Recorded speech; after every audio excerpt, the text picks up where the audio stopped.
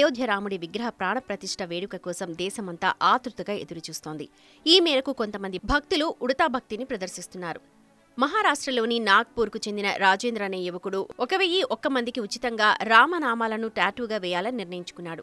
Tattoo ఆర్టిస్టుగా పనిచేసే రాజేంద్ర తన దగ్గరకొచ్చే భక్తులకు ఉచితంగా శ్రీరామ నామాన్ని టాటూగా వేస్తున్నాడు.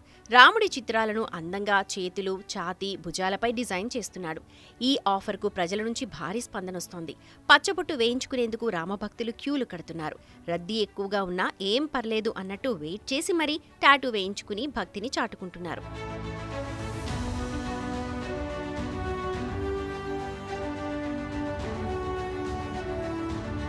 రాజేంద్రకు శ్రీరాముడంటే ఎంతో భక్తి.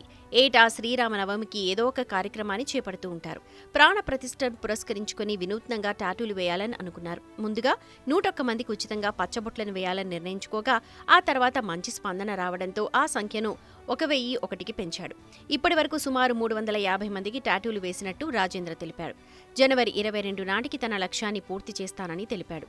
మరోవైపు అయోధ్యలో ఆధ్యాత్మిక శోభ అడుగడుగునా నెలకొంది. జనవరి 22 మధ్యాహ్నం 12:20 ప్రధాని నరేంద్ర మోదీ చేతుల మీదుగా రాముడి విగ్రహ ప్రాణప్రతిష్ఠ జరగనుంది.